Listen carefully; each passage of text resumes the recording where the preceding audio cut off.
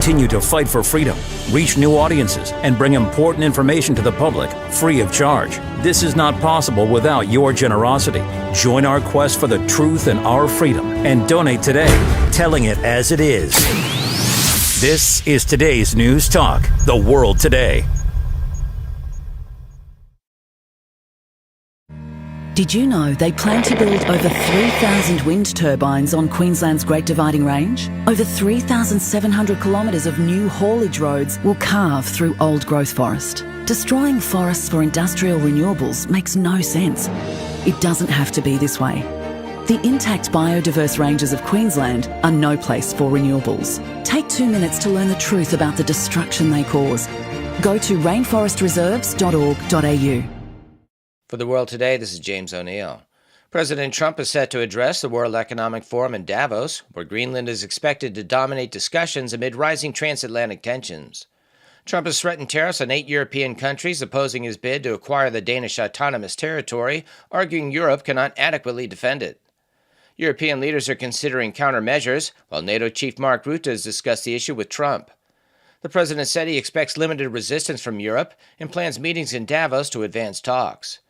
Other agenda items include Venezuela, Gaza, Ukraine, Iran, and Trump's proposed International Board of Peace tied to Gaza reconstruction. France and Germany are urging the European Union to consider invoking its anti-coercion instrument against the United States in response to President Trump's push to acquire Greenland and his threat to impose tariffs. French President Emmanuel Macron has lobbied Brussels to activate the measure after Washington proposed 10% tariffs on 8 EU countries that sent troops to Greenland, with the possibility of raising them to 25% by June. The tool allows restrictions on imports and investments and was originally designed to counter China. The EU is reportedly considering tariffs on 93 billion euros in U.S. goods. Germany has signaled support, while Britain has taken a more conciliatory stance. President Trump has posted what he described as a private message from NATO Secretary General Mark Rutte, praising Trump's diplomatic efforts and expressing commitment to resolving the Greenland dispute. In the message, Rutte praised Trump's role in Syria, Gaza, and Ukraine, and said he would highlight these efforts at Davos. Denmark has coordinated with allies to reinforce its sovereignty, while Russia dismissed claims it threatens Greenland. President Trump mocked French President Emmanuel Macron after France declined to join the U.S.-led Gaza Board of Peace, suggesting Macron's refusal could be reversed with the threat of trade tariffs. France said the board's charter exceeded the scope of the UN-endorsed Gaza peace plan. Trump dismissed Macron's relevance, noting his term ends next year, and threatened steep tariffs on French wine and champagne. The proposed board, chaired by Trump, is intended to oversee Gaza's transition and may require large financial contributions for permanent membership. Critics argue the initiative undermines the United Nations. President Trump sharply criticized the UK government's plan to transfer the British Indian Ocean Territory, including Diego Garcia, to Mauritius, calling it an act of great stupidity. The islands hosted critical joint U.S.-UK military base, and under the proposed deal, Britain would lease the territory back for 100 years. Trump said yielding land beneath a vital base for no reason whatsoever shows weakness that Russia and China would notice, comparing it to his push to acquire Greenland for security reasons.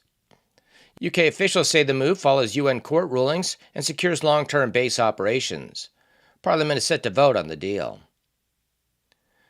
British police forces are planning trials of artificial intelligence systems designed to predict and prevent crime before it occurs, according to the College of Policing. Around 100 AI projects are underway, including predictive analytics aimed at identifying potential offenders or crime hotspots. The government has committed £4 million to develop an AI-driven crime prediction map by 2030. National Senator Matt Canavan expressed his distaste for Prime Minister Anthony Albanese's proposed hate speech laws in Australia. The way hate crimes are defined in this Act, crimes can be anything that causes serious harm, that goes to psychological harm, economic harm, or social harm. Really vague, broad terms. And if we're going to give a minister the power to designate an entire organisation as persona non grata and just completely abolish them, you can go to jail if you associate with them. If that power is going to exist in our laws, it's got to be very, very tightly targeted. And this bill doesn't do that at the moment. It gives way too much power to the government. This has been James O'Neill for The World Today. Just tell me if it's in focus or... Is this okay?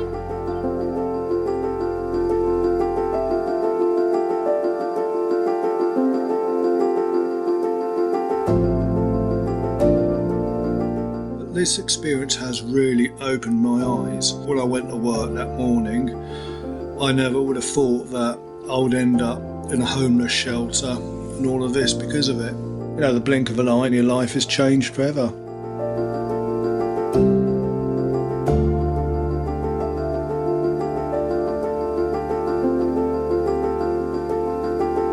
Yeah, when you come in here for the first time, it really is horrible and daunting. You suddenly think, you know, is this what my life has become? There's no soul, there's absolutely nothing here. And imagine coming in here and you've got a child to bring in as well. Imagine trying to make it home for them, because they've got to share it as well. And this is an imprint for their future. So you can see what this place is like. We wander across in my room.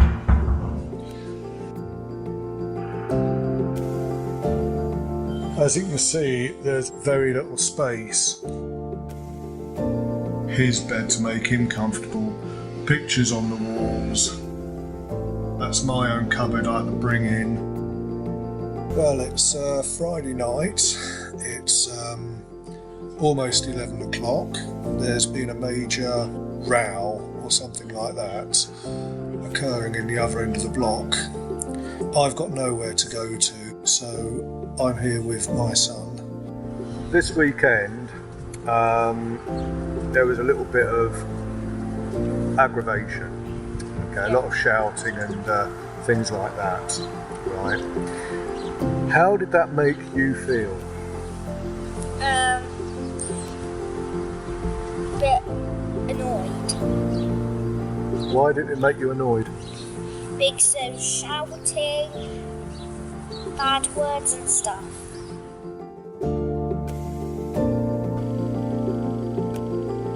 I really need to get out of this place.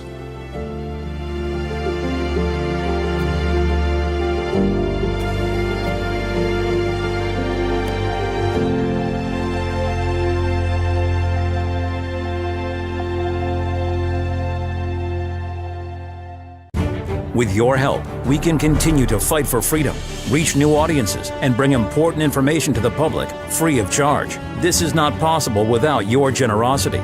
Join our quest for the truth and our freedom and donate today, telling it as it is. This is today's News Talk, The World Today.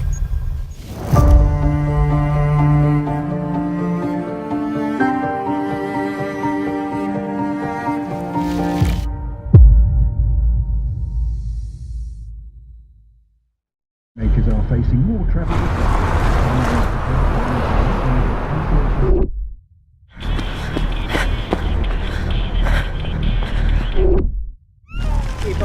When we're on the go, it's easy to go into our own world.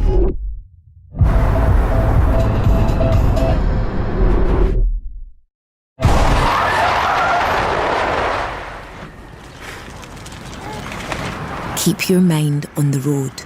Our beautiful world is changing, withering, dying by the hands of those who don't value nature, even though we all depend on it for life itself.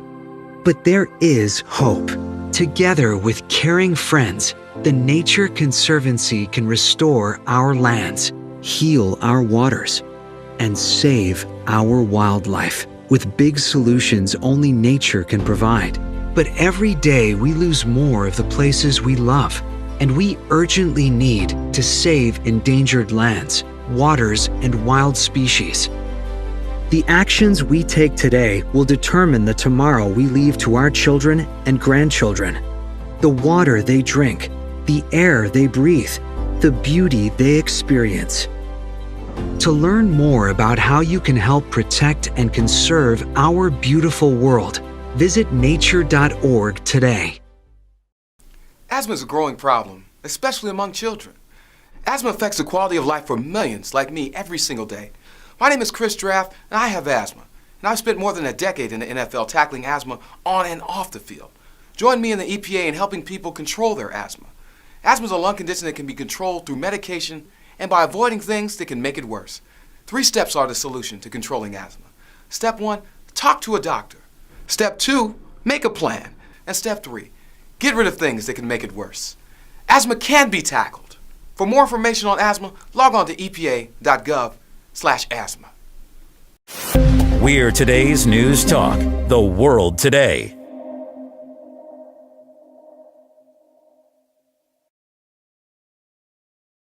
Echo there, so we might just, it's all sorts of noises. Someone's speakers are very, very loud. It's always a nice way to start a remake of Clockwork Orange. And by the way, welcome to the world today and the protagonist. We're looking at the super Chinese embassy. Is it a mistake? And we'll look at the fury at the moment over that. Now, the Starmer government has just approved the super Chinese embassy on the former Royal Mint site bought by China in 2018. I think it was 255 million quid.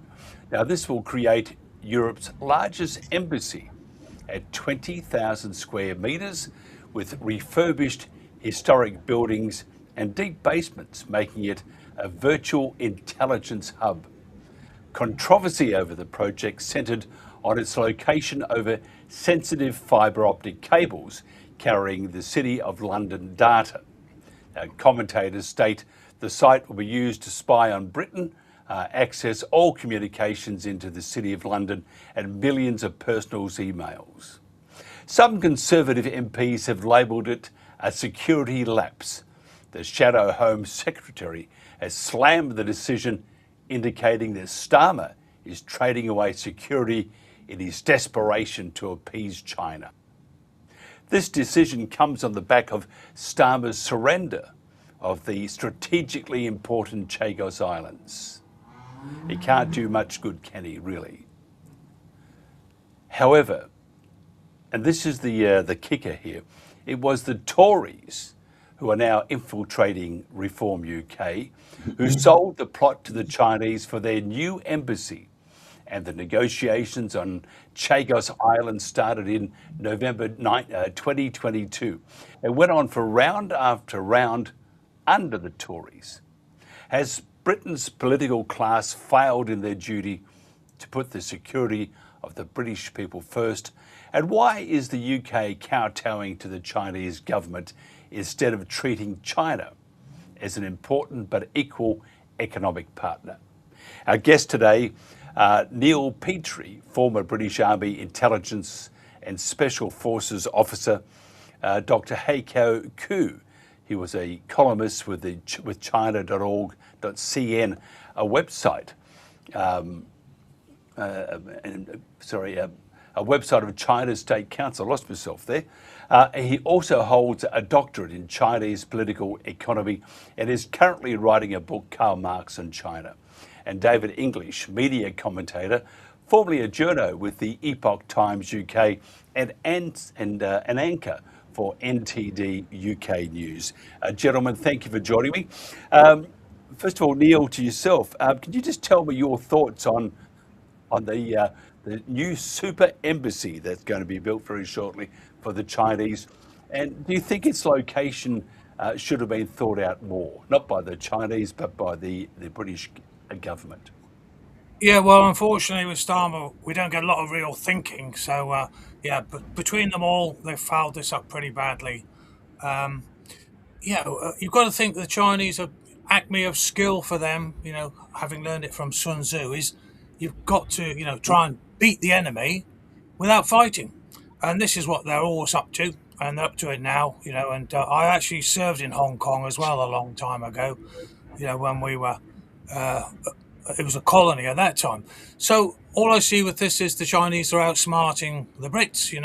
They're getting access right above these cables, etc. as well.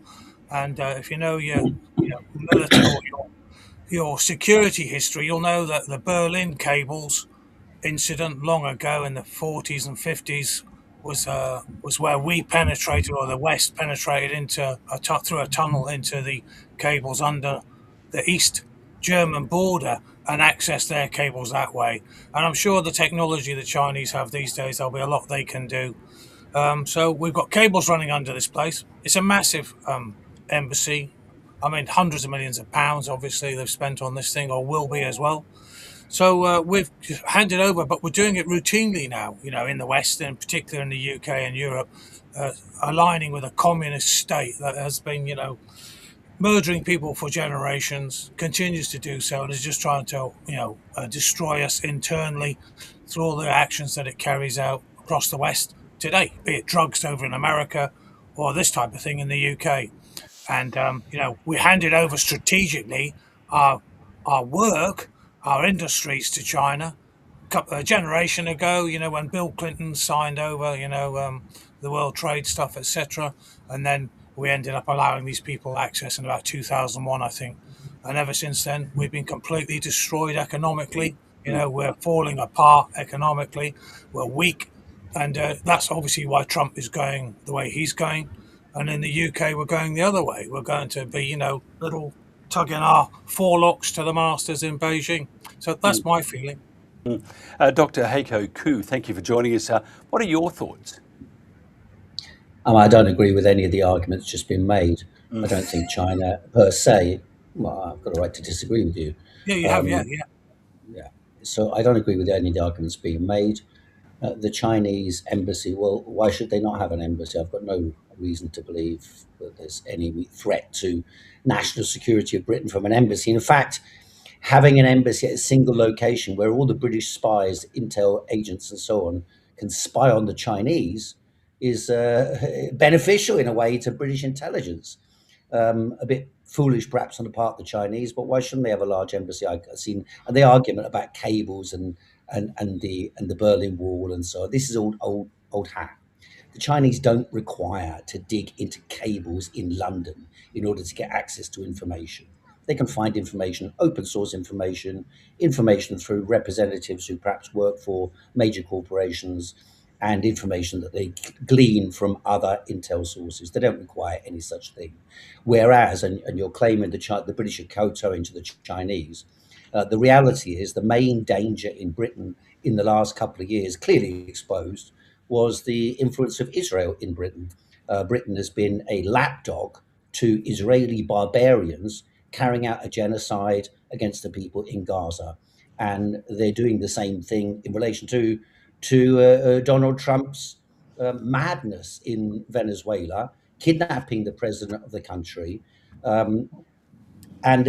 which is illegal even under American law. It's illegal. Even if Maduro were found guilty of something, it would still be illegal, a crime which would justify about 20 years in prison in the United States of America. So it's Britain who is acting as a lapdog to whatever the United States and Israel says is right. And China plays no role in this whatsoever. So the hysteria about China is coming from a totally different place. And as you said a minute ago, Neil, you served as an intel officer in Hong Kong. Well, Hong Kong was transferred to the British as a consequence of Britain forcing opium on the Chinese people in 2 wars in the 19th century. So there's a background to all these things that is misunderstood generally by the British people. When the British, at the time when we defeated, the British defeated Hong Kong, defeated the Chinese and seized Hong Kong, Britain was number 1 power in the world. Because China is a rising power and that threatens the authority of the United States and Britain and its allies, that's why the hysteria is being generated. Again, I have to agree on what mostly you said. It's if you can't have Putin always as the big bad guy, we've also got to have Xi as the big bad guy. And I don't agree with a lot what they say, but a couple on UK column have mentioned that. Tell me the wars that the Chinese have created in the last 20 or 30 years, and then tell me how many the US have done. And I think it's zip to whatever it is. So yes, and maybe Heiko, that we have we're a little bit ignorant in many ways, and because the Chinese, and again I don't agree with everything that people are saying, but I think they're overbeating it up a bit with the Chinese going to take over the world. I mean, if you look at Taiwan, I think you would agree, and I'm probably talking too much here, but Taiwan was signed off by the UK and other countries a few decades ago that they recognised that Taiwan was part of Beijing. So, and yet they want to save Taiwan not the Chinese, but the West want to save Taiwan from the Chinese, which is a bit like trying to save California from the Americans. So I think ignorance is in full swing here, and I'm glad you are on, so you can sort of, you can put another side to it, which I do appreciate. David English, what's your thoughts on the new super embassy next to all this sensitive data? And Heiko is right. What they can do, they don't need to get close to cables, so they can do it any other way. Technology is so good. So the first point is the Chinese already have an embassy in the UK. It's not like they don't have an embassy. They have an embassy on Portland Road. So they have no need for a new one. It raises a lot of questions about individual sovereignty for a start. There are parts of the plans of this building which the government are not privy to. They're secret, classified by the Chinese government. That shouldn't be allowed for a start. You have to look at every individual nation has to put the security of its own people and the needs of its own people first. And why does the Chinese need a mega embassy in the United Kingdom? There is no need for it whatsoever. They only need a handful of attaches and ministers here at any one time. So there's no need to have something that large and that ostentatious. From the outset, if you're going to look at this from the imperial days point of view, it's a show of power. And the Chinese have huge power and influence in the United Kingdom. I think Craig Hamilton, in his book Hidden Hand in 2020, listed the United Kingdom as perhaps the most infiltrated country by Chinese influence in the world. And I think certainly if you look at the background of a lot of the politicians and the investments made by some of the most influential people in the country, I think that's probably correct. I don't agree the Chinese are a benign country. I think you just have to look at their track record of, I think there's more than 80 million innocent Chinese people died since the CCP took over. I think this alone should tell you that there's something not quite right there. We have devastated our country and sent our industries to China en masse in the last 30 years, which is wrong. I don't think we should have the closeness that we do have with the Chinese government. With the Chinese people, yes, I adore the Chinese people and I adore Chinese culture, but I completely distrust the Chinese government. I think it's wrong to make a false equivalence to Britain taking Hong Kong with the Opium Wars, in the sense that the Chinese Communist Party, before it seized power in 1949, made the majority of its money through opium sales to the Chinese people. This is a documented fact. So I don't really agree with those points at all, and I think it's a false equivalence to sort of look at something and say, well, you did something wrong in the past, therefore your point now is invalid. I'm not really sure that's the right way to go about this. We do know that when China started investing in the telecoms infrastructure in, I think it was 2014, 2015, there was concerns then raised by MI5 about security risks. China has previously stated that any chips made in China it wants to have backdoor access to. We know that they're gathering information through platforms like TikTok and other things. So they are a data gathering superpower in a sense. We know that they use their student network for similar things. Overseas students have to report back on various things. I know this firsthand. So, yeah, I personally long for the day when the Chinese Communist Party is gone. I see, you look at their constitution, as Haiku pointed out, that he doesn't believe that they're after some world conglomerate, some world superpower takeover. But it states in the Chinese constitution that it is essentially the destiny of the Chinese to liberate the world, and that no country will be communist until every country is communist. So I'm not really sure how you can defend that point of view and also look at the overreaching dominance of China and not state that there is something else at play there. Again, I mean, it's an interesting conversation we're having. And by the way, please jump in where you want to, but just keep it fairly civil because I need to go home. Yeah, if I could maybe add something again, some of my thoughts on that. I don't disagree, with some of the things that were said, obviously by Haiku. In terms of, when you're looking at the history of it, of course, Opium Wars and the colonial era. And if we're going to sit and go back over those, we'll go back through many centuries, and we'll be re-invading France. So I'm not really into those arguments, but I do understand, that the details of the tunnel incident are just to illustrate, that once you get near something or access, who knows what they've got today. But the worst of it all is we handed over our industries. We handed over all the IP basically because, since 2015, you cannot extract your profits out of China. Any companies, and you'll see Volkswagen became the largest company, a car company in the world.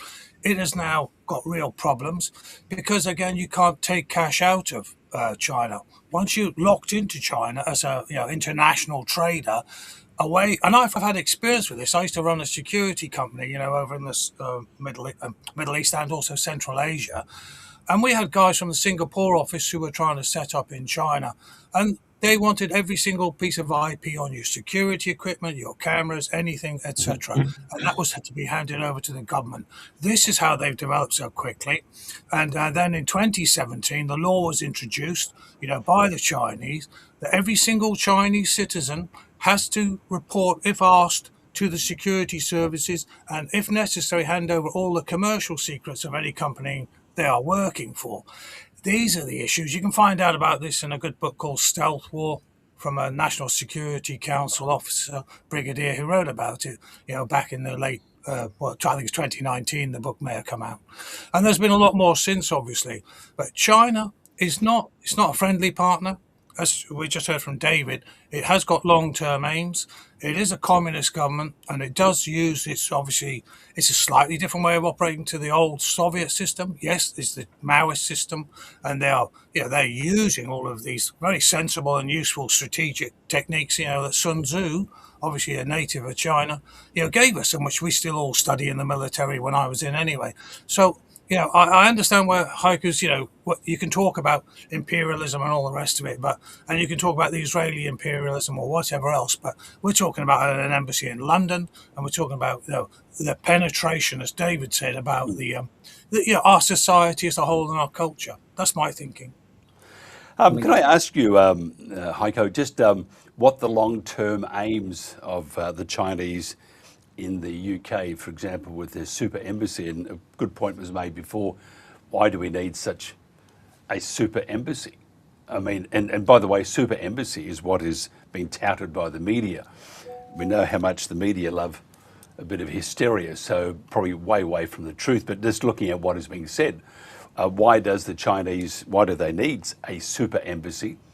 And secondly, what do you think, what is the long term, because the Chinese do it very well, they do it, the long game, they're very patient, they haven't, at the moment, and even though if you mentioned Hong Kong, Neil, we do have friends in Hong Kong, and they seem to be, seem to be chugging along quite nicely at this stage.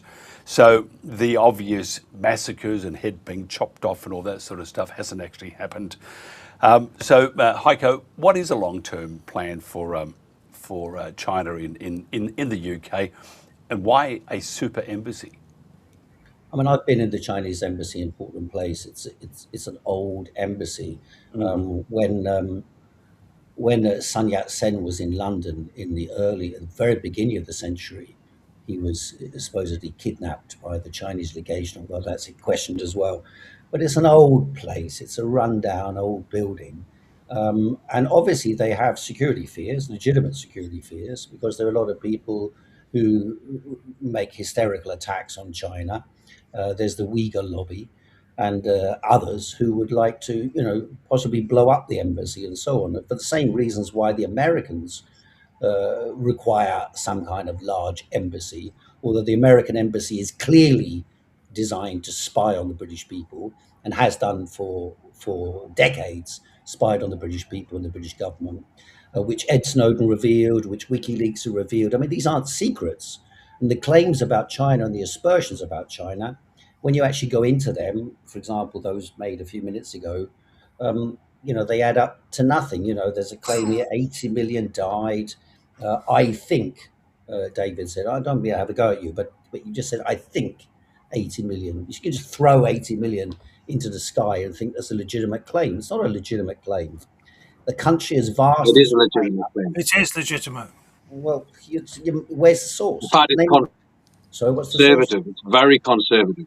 What's the The topper source? estimate is What's 120 the million. source? What's the source for your claim? You say Well, 80 that's million. What's a the very source for your leftist claim? argument, It's not a leftist which is you argument. have made the point, and I'm going to Ask pretend to play first for ignorance in order to answer the point. verification for a This has been claim. verified. This is literally verified everywhere.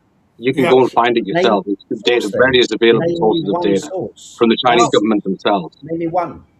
Yeah, there were 3 books written. I forgot his name now, but he was a professor in Hong Kong, and he had access to the records. And then Who's there he? was the guy no, I forgot the Who? name of the book as well. But you It don't know was the written source. by if I could say, it's a journalist. Okay, who wrote about it. It's a single. I forgot the name of it now, but I can dig it out for you and send it on. But yeah, there were deep investigations by the journalist concerned. He went all over China and he dug into all the records, and he came up with about 50 million. And the other fella, he wrote this trilogy on China and about Mao's famine, about the he was estimating 40 to 60 million were what they could Well, it's not confirm. 80 million, is it?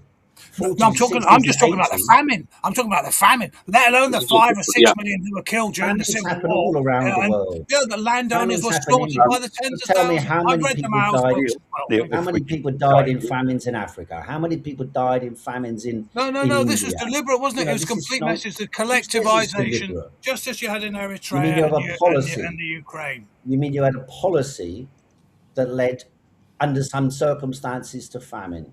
I'm not disputing that. Yeah, and how I'm many died disputing the then? numbers. I'm Yeah, disputing the I'm talking numbers about you've numbers. given. It's at least Yeah, but 40 million just you're in just that sucking them period. out your thumb. You're No, sucking them I'm out not. your No, I'm thumb. not. Oh, I can send you the books, matey. It's no problem at all. Well, I just asked You for a can source. discover That's this all. yourself. If you I don't, mean, I read the I'm just left stuff. saying. You obviously don't read anything else from any other angle than the left. It would appear to me, but that's your choice. Honestly. I mean, let's get past this. This is I just wanted to make a point about sources. If you're going to make a claim as extravagant as 80 million dead, you The Black normally Book have of to provide Communism. some source. Yeah. Okay, so what's the Black Book of The Black Communism? Book of Communism. The Black Book of Communism Yes, the Black Book of Communism. actually Claims are claims in there. what it claims is the Black Book of Communism is that 80 million died in all the communist countries, not China. And therefore, that No, it disproves your actually own states that argument more a than minute. 200 million died in all the communist countries. And it's just, as you say, a black book. So it's just a list of every person who died in those countries, tot them all up and claim that they died due to communism. It's just a So lot of nonsense. if I can just, if we're going to go down this route of where you ask for I don't want to information go and down you that route. It's dismiss a the waste of information time. because you It's a disagree with waste of it, time. No, then because that's you didn't not have the a source. fair-based argument. And I don't think You didn't anybody have should the be getting upset or emotional because we won't resolve anything through So move on emotional to other arguments. subject. Deal with your I think there is arguments. a moral argument here to be had rather than trying to defame and undermine the other, which is what's happening here, Haiku. I don't think that's correct. No, I just I wanted think we to. have to look at the moral argument for the embassy and see whether it is necessary or not, and whether the embassy in Portland Road is an old building or not. They're all old buildings in London. It's an old city. I see no reason why even America should have a mega embassy in my country, let alone So China. And I there would is a good rather prefer reason. America spied on us than China. There is a good reason that the Chinese should be worried about the security of their embassy. The Americans in Why? 1999 blew up the Chinese embassy in Yugoslavia because they thought the Chinese, aspersions again, the Chinese are supporting the Yugoslavs. And so the Western powers blew up the Chinese embassy or bombed the Chinese embassy. So the Chinese have got perfectly good reasons for being worried about blowing up. An embassy, by the way, is a territory of that country. It's the territory of that country. So the fact that the Americans have been doing this type of thing and that the British, the Chinese always have to be worried that the British and the Americans will spy on them. That's the point. And the reason why, just to come back one earlier point, why the in my country, just one second, why the Chinese are developing more rapidly than other countries in the world, and more rapidly in particular than the less developed countries, is because they have used a method. You pointed out the idea of them taking intellectual property. What they do is they accumulate resources from the private sector in order to facilitate economic development, to raise the living standards of the people. And they've done, the reason why they're hated is because they've achieved what no other country has done in raising the living standards of the people at a rate and speed unprecedented, and scale and speed unprecedented in human history. And that, of course, is leading them to gain authority around the world, in Africa, in South America, in India as well. And it's the fear of the imperial countries, Britain, America, and Europe, that these countries, South America, Africa, and India, if they were to emulate what the Chinese had done, they would eventually become developed countries, which the Western powers have prevented them from doing for the last 200 years. Yeah, all right. If I can just pop in there, that on the banking side, what China did, like in the late 1970s, they took on the ideas from the Japanese. Okay, it was Deng Xiaoping, I think it was, went over to to Japan and learned from them about the different banking system that they utilized. So there is a difference in that. That is correct, but that is not something that is Chinese. That was developed by the Germans and the Japanese. Hence why after World War II you had that massive increase in the economic performance after being flattened, having had their countries flattened, where Germany and Japan both progressed very rapidly because they had a different banking system. Now, you're correct, Heiko, about that growth was massive in China because they had learned from these other folk, and they have not followed the same pattern of going under the Fed in America, etc. I don't disagree with that part of it.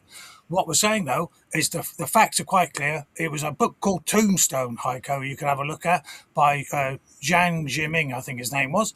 Tombstone, great book on this. Also, it's Frank Dicotter is the trilogy, which will explain the numbers to you. So, I mean, I'm listening to you, but I suggest, you might find there are things you can learn from other people as well.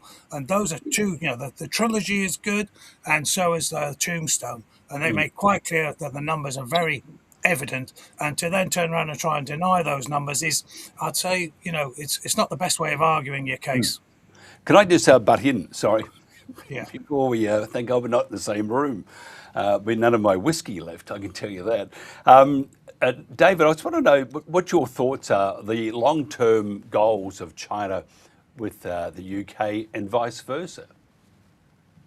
Well, you have to remember that the Chinese constitution says that they have a birthright to become the global superpower, and that they have to make every country communist, and it states that in their constitution. So it's when you speak to China, you got two types of Chinese people. You got the Chinese people who are thoroughly on board with the communist project, and it's an increasing number of Chinese people who are not on board with the communist project. And I've spoken to lots of expat Chinese about this, and a lot of actual Chinese about this as well. I've been very, very deep in the Chinese community for about 20 years. I've employed Chinese people before. We've had conversations at length about this. So you don't develop what China is developing unless you have global ambitions. You got to remember that they are building bases everywhere that they can. They're trying to gain strategic leverage in ports around the world. They're not stupid. They've very much learned from the East India Trading Company and how the British built their empire. And look, you have to remember that the Chinese, on average, are the most intelligent nation in the world. Like I said, I've spent great amounts of time around them, and their ability to create genius solutions for problems is great. I've witnessed it. So I have no issues with recognizing that they're an intelligent nation. I doubt the motives of the Chinese Communist Party, because I believe the Chinese Communist Party was essentially founded on lies, and they operate within that way. So I don't really trust them. The United Kingdom is slowly becoming a vassal of China, and this mega embassy essentially makes, the United Kingdom the foreign branch, the Western branch of the Chinese Communist Party. There isn't a need for an embassy that big. There is no credible threat from the Uyghurs. They're, a bunch of Muslims who, being forcibly erased within China. There's no credible threat from the American government. Yugoslavia was a destabilized nation. There was more going on in Yugoslavia. It wasn't just some peace-loving country. So I don't buy that argument from Haiku at all. The British government would never allow a foreign embassy to be blown up within its own country. As Haiku stated, an embassy is a territory. That's what it is. So essentially, building this mega embassy is essentially China claiming that they have sizable territory and influence within the United Kingdom. Because, to go back to this argument of, well, Britain is in America's lap, then why hasn't America got a mega embassy then? If that is the case, why hasn't America got access to our IP and our data systems? Why isn't MI5 raising concerns about America? Now, I have had concerns about certain American administrations in the past, but I think it is disingenuous and it's a false equivalence to try and equate the two together. China likes to be diplomatically aggressive and aggressive behind the scenes, but also play the victim when it's attacked.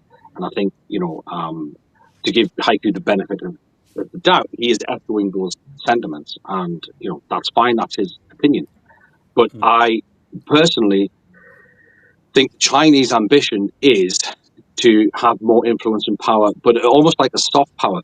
In 1969, China and Russia went to war over a piece of territory in the northeastern part of China, and it was a stalemate because the Chinese had more bodies, but the Russians had better technology.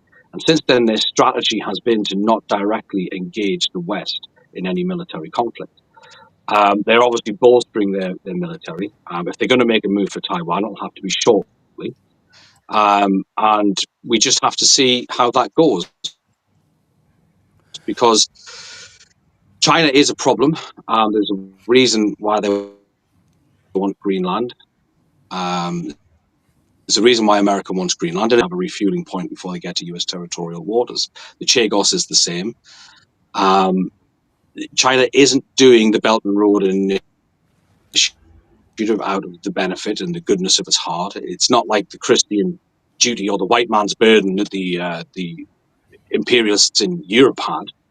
And again, the claim that China's lifting the African nations up, that we subverted them from.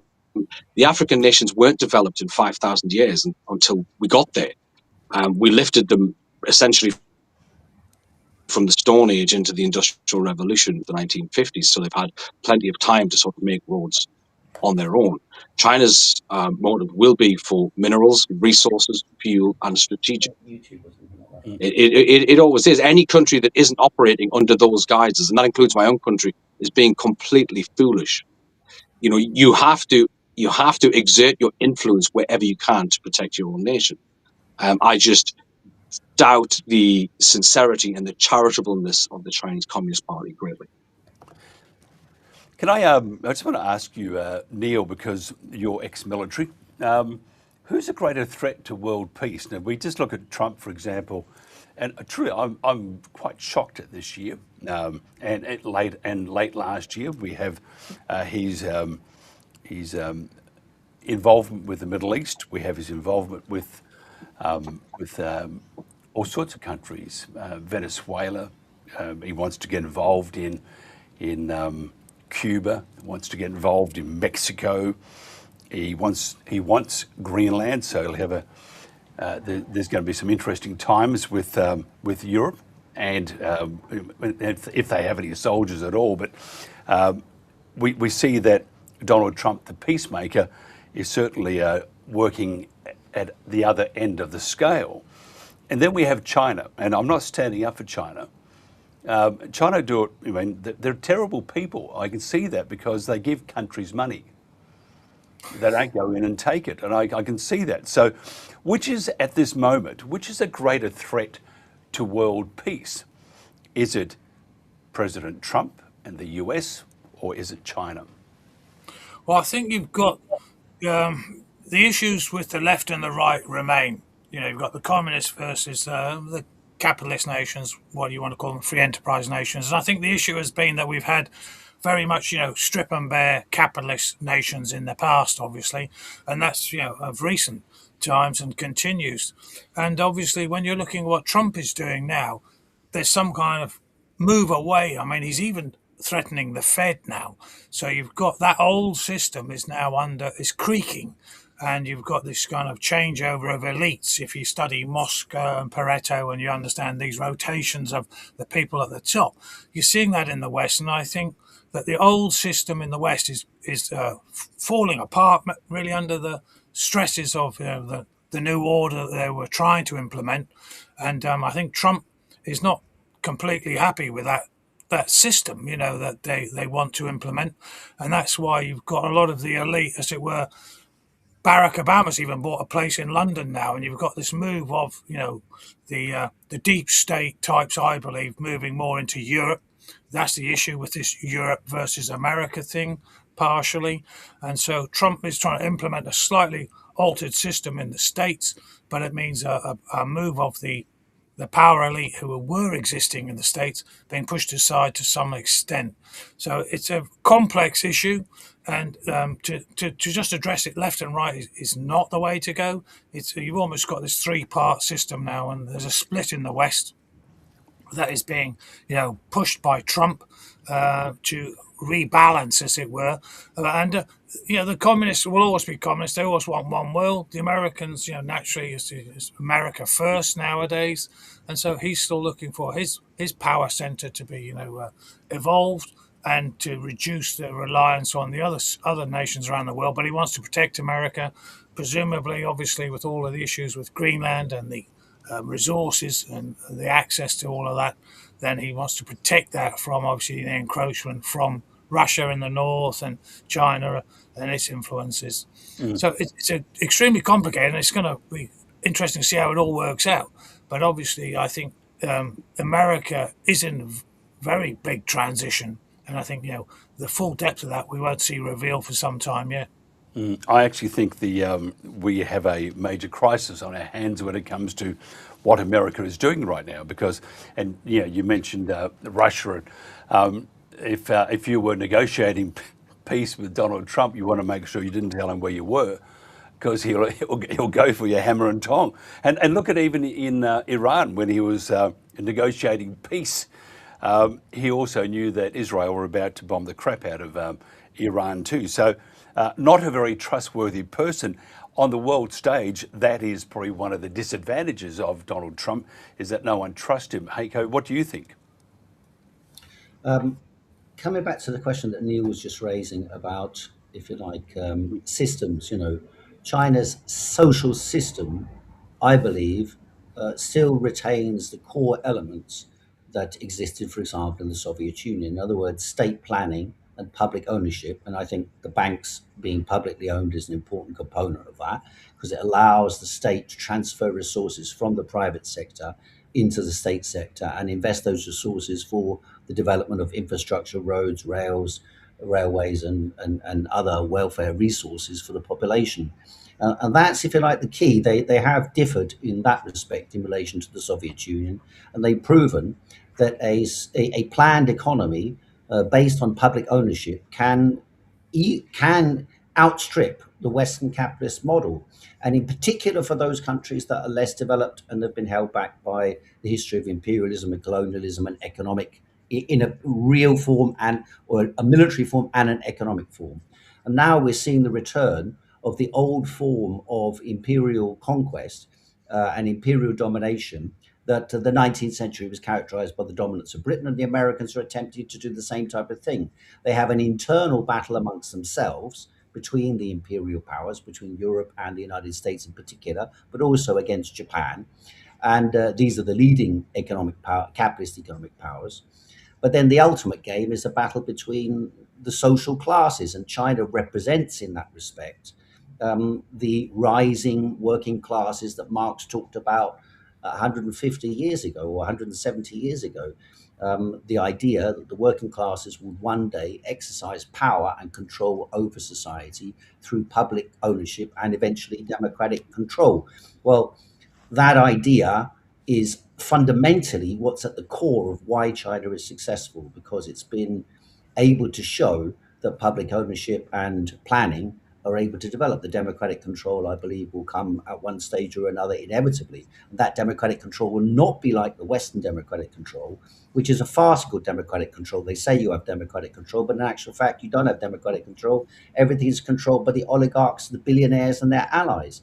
And therefore, the sham of capitalist democracy is falling apart. And the consequence of that is you're seeing this international conflict between the different powers, and so-called democracies backing Israel's genocide against the Palestinian people.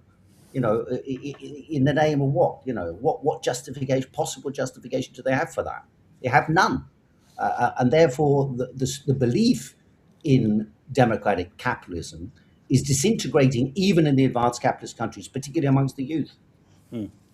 I just want to ask David this one. Carl Jar works at a UK column, pro-China influencer, probably propagandist. I know Carl, by the way, so he'll won't talk to me for a while.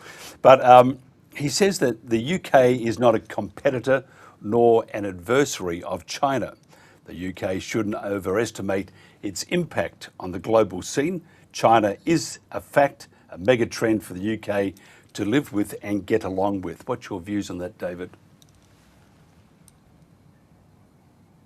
You seem to have frozen at the moment. Are you there? We should be a competitor and an adversary. It's that simple. We actually have a really bad connection. Can you do me a favour? I'll go to Neil. Am I still there? Yes, you are, but you probably just need to reconnect. So why don't you just reconnect? I'll go to Neil, and Neil, get your views on that. What's your views on that, Neil, from Carl Jar? Yeah, well, I was going to just quickly address what Heiko was saying about, the publicly, controlled issues of the economy. In fact, all they did was, the Chinese, they handed over the right to, make money to the Chinese. They set up all the banks, provincial banks all over the country. So it's not a planned system that has done this. The plan was simply copying what Japan and Germany had done, which was to hand over control in terms of directing funding into the hands of entrepreneurs who would get on and build the systems, very much at village and regional level as well. So it was planned in those terms, but that was just what the Japanese have been doing for 30 years before the Chinese learned from them. No, sorry, but I have actually forgotten what your thing was, the point you were making. I was going to answer Heiko first. Yeah, I just want to the UK is not a competitor nor an adversary of China. The UK shouldn't overestimate its impact on the global scene. Yeah, that's right. Thanks. Yeah. China is in fact a mega trend for the UK to live with and get along with. Well, obviously, in diplomacy, you're always trying to get on with other countries, large ones, obviously, that have a lot of power. You've got to take those things into account. But the system differences in terms of, the leadership of the Chinese Communist Party, they're all immensely wealthy, and Xi is the son of, another royal member of the party, you might say, from the 40s and the 30s. So all of this about, the differences, there is not. There is an elite that is running China. They are becoming billionaires in the Communist Party too, from control of the system. It's no different. It's a power elite issue, as you find in the West. There is no the only democratic country that you can really look at around the West as well in terms of the real democracy is Switzerland anyway, where the people have control of the system through the right to call referendums on pretty much anything. So that is the way the West will head, in my opinion, as it wants to get more democratic after this crisis. And obviously America has got a lot of rights to referendums at state level, but it does not have it at national level, and never had a national referendum. But the Swiss are voting 4 times a year on various referendums. So the development for democracy is not to continue with the current system. And even Reform UK now are backing the right to call referendums, as a part of the policy that they're going to be offering. So that's Nigel Farage has been backing that particularly.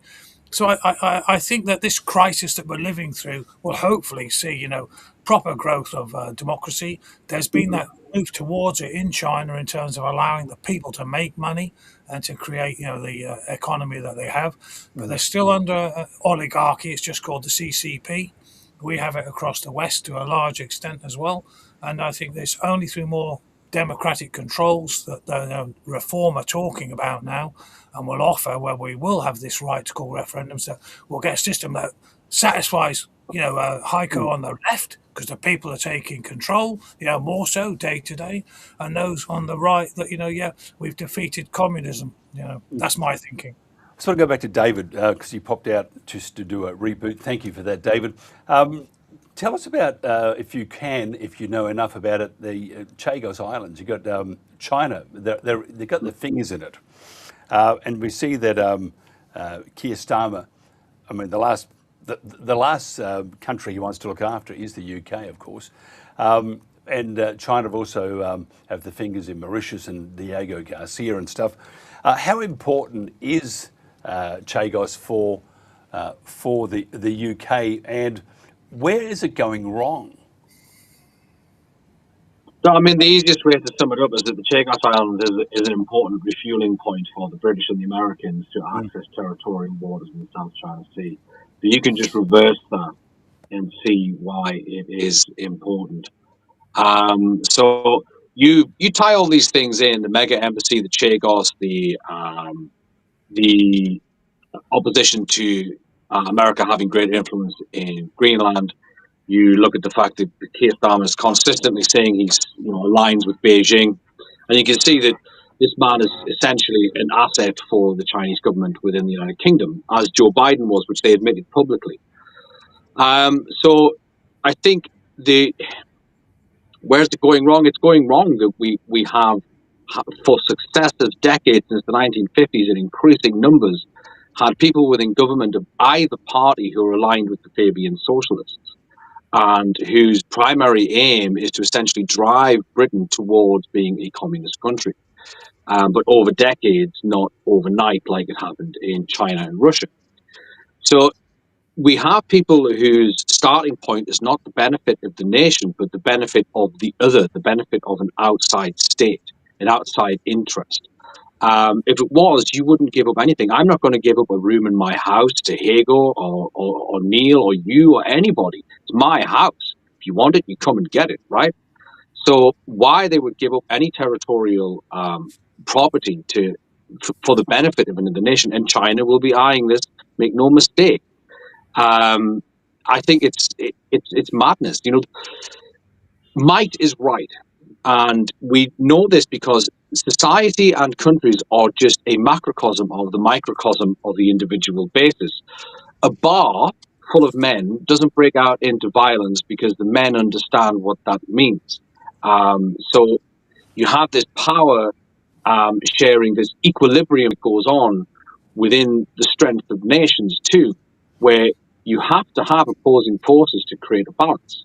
So you can't have any power that is too big or it becomes a problem. If, let's just say, the Chinese Communist Party survive, which I don't think they will the next decade, but you cannot have them run unfettered into Western waters, either through the Chagos or through Greenland. It's just not possible. If you want the West to survive, because China is not the West, and China isn't even Chinese culture anymore. It's this weird hybrid, this futuristic dystopia looking thing that is it's culturally hollow, what the Chinese Communist Party are creating. I don't want the West to look like China.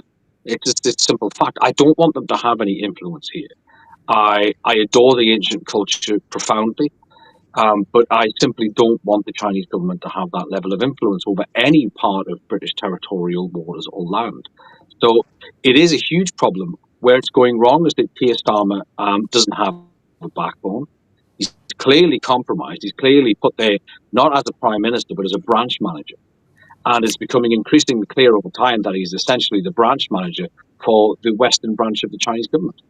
And when you look at the Chagos Islands, you can't just blame Starmer. It goes right back to the Tories. And if you look at... Oh, it does, yes, absolutely. Because you've got Fabian socialists on both sides. Yeah. There are Fabians within the Tory party, just as they are within the Labour Party. And there is virtually... They are indistinct in policy and in action. They are both left-wing. Both of them. It's laughable to say that either of them are anywhere near the centre, for instance. Can I ask you, Neil, just your views on both sides in the Tories or Reform UK, which is basically the Tories. They're going to have the same ones there again. They don't understand, do they? Both sides don't understand the importance of security. And whether we agree with the decisions of Donald Trump, he actually does understand security. And I don't agree that's how a president should act on the world stage. But he understands security. He understands what is important to keep, inverted commas, the West in good shape. What's wrong with your politicians, Neil? Because you have the Tories and you have Starmer. Is there anything else they can give away? Maybe Scotland? Yeah, well, we've got elections coming up this year, Scotland and Wales. Maybe they'll decide to hand them away because they're not worth keeping. But no, seriously, obviously, you've got the uni party has grown over the years. You've got the whip controls everything more, completely. I remember even hearing Galloway talking about, at least in the early days when he was in Parliament, there were a more individualistic type of, MP, but they've all become stamped with the same, stamp nowadays. And that's why it's collapsing, actually, because that's why you've got a sudden rise of reform, because it's offering something different from that uni-party leftward shift that David was talking about. But, I mean, I think people won't realise it, maybe, but that right to referendums that Farage is talking about, and recently again, I think it's 10th of November, making the point that this will change their system because the people will start taking charge, and it won't be the proletariat alone, Heiko, who will actually be, the people in a democracy having that right to call those referendums. And I think it's something that's moving under our feet, but it's a reaction to this uni-party problem that we've got. They're all pretty useless, but reform at least is offering a path out of this mess. That's my opinion.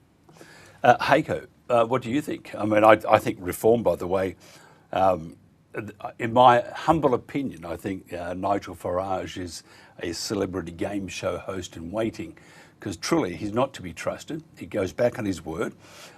He's all Nigel, and we can see what's happening. We have a very dear friend of ours, James Freeman, who's used to be with the EU Parliament for a short while, and also used to work for TNT Radio, and a friend of Basil's, Heiko, who you would know very well, and marvellous person, by the way, Basil.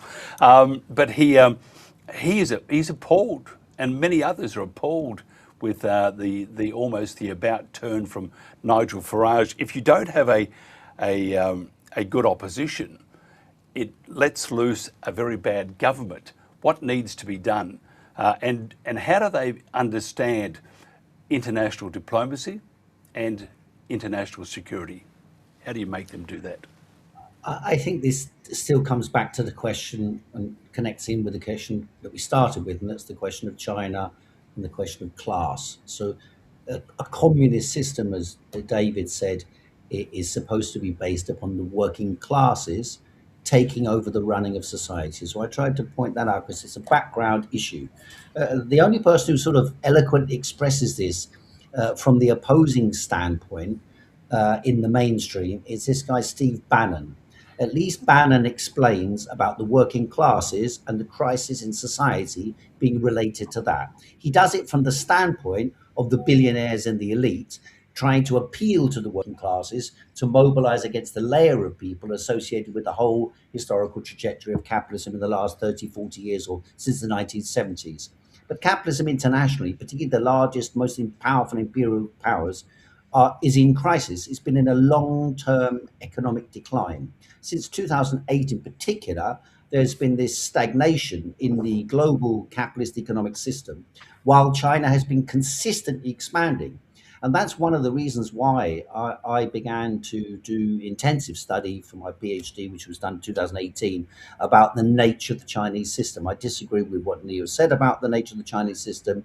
I think the Chinese system is a planned economy and is an illustration of this rebalancing of power back towards the working classes, which is beginning in China and has another manifestation in the Western world, in that everyone wants to appeal to the working classes because they know at some stage there will be a national and a global rebellion by the working classes against the elites and those in power. And so everyone starts talking about elites and deep states and all these type of things.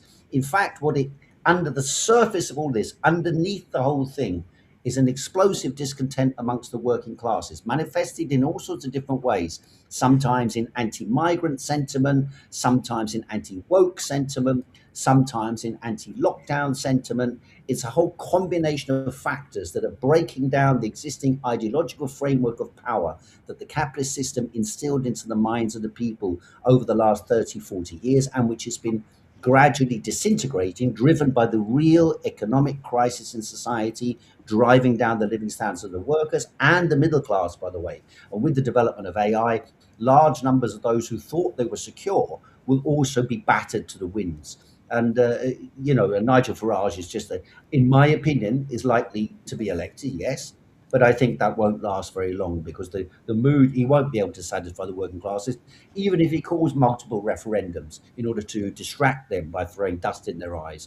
And just the same as Donald Trump, who has been incapable of raising the living standards of the American working classes and middle classes. He's mainly raised the living standards, or better said, the wealth of the super elite, like Elon Musk and co. He's mainly done that. And in order to distract from his inability to drive the capitalist system to raise the living standards of the working classes, he goes to war around the world and becomes a neocon in the old mode and an agent of the Zionists from Israel. And so the same pattern will manifest itself in Britain. Nigel Farage he already is an agent or a stooge for the Israel lobby. He will blow up in anger against the Chinese. But he's already sitting in Davos with the rest of the gang who've been ruling over Europe and America for decades. He will become an institutional representative. And then, of course, when that crisis happens and Farage begins to lose his authority, then, of course, you'll have the even more reactionary forces gathered around Nick Ticconi and Tommy Robinson. And then I believe there will emerge a new working class power from below. But I think that's something that's going to happen on an international scale. That's the trajectory that I would foresee. Look, we are running out of time. I'll stay with you at this stage, Heiko, if you don't mind. What does China want? What do you think China wants with the UK? China would like to do trade relations with the UK and keep up the connection that enables them to develop their technological development and infrastructure development and so on. I think they're probably wrong in thinking that the British have got much to offer, but they put their fingers in a lot of pies. Belt and Road Initiative and stuff like that is about infrastructure development to facilitate global influence and global development. But I don't think Britain will play as big a role as some people in China might think they will, or some people in Britain even think they will. And a lot of Chinese elites send their children to British universities, and so I think they have a certain layer of people who have that belief that Britain will play a significant role. I think they're probably wrong on that, but nevertheless, that I think is part of it. David English, what does China want with the UK? Influence. The UK is the gateway to Europe. You conquer the UK, you conquer Europe. Everything flows through the United Kingdom, whether it's financially, intelligence-wise. And you get a hold of that, you essentially have, Britain is and has been since Suez essentially a vassal of the United States. We're just lucky that the United States is a Christian country, because it had been a communist country, it would be in terrible situation. And just to further that point, you have to remember that Karl Marx initially referred to the working class as the lumpen proletariat, which means useful idiot. And that's what he thought of the common man. But China essentially wants to get access to this gateway into Europe. If they control the United Kingdom, they control Europe. And China will do it softly because they don't like direct confrontation. They've always been very, very cowardly. The CCP, that is, Mao's Great March was actually running away from the Japanese and the KMT because he didn't want to fight. So this is essentially, they will do everything softly behind the scenes, using power and influence, blackmail, manipulation, and such forth. And we know this because there's been MPs being caught in blackmail scandals in Australia, New Zealand, and Canada, who are all being blackmailed by the Chinese government. So, yeah, it's pretty easy. If they get us, then America is essentially isolated. And America is trying to do the same. America is trying to isolate China. They've got Maduro. I imagine that at some point Cuba will go, Iran will go, and they'll keep picking off China's allies, and they'll probably do something to push Russia to one side, because they want to isolate China so they can take on the Chinese Communist Party and hold them accountable for everything they've done since 1949. Neil Petrie, can I just ask you what's your views on what China wants with the UK? And I actually should ask what the UK wants with China, but that will keep us here for another 20 or 30 minutes at least.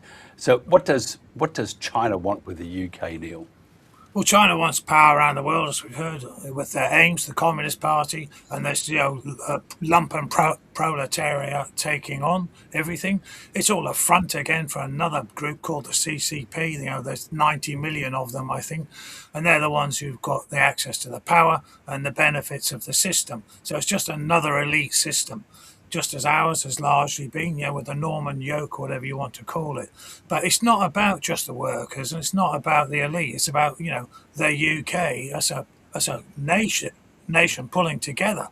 And so I think, what Nigel Farage is offering when he's talking about this right to referendums is a rebalancing, as a paradigm shift really in democracy. It's actually, trying to pull together semi-direct democracy really with representative and direct democracy combined, like the Swiss have. And so the people will control the nation, and you'll get that stability that we've not had. The kind of imperial ambitions will, largely obviously disappear around the world, hopefully, and that everyone can just get along, as best they can. But they'll be controlling their own states, because it's nation states that we want, not this international lumpen proletariat ruled group, or this oligarch-led left lot from America, and that's where we're heading.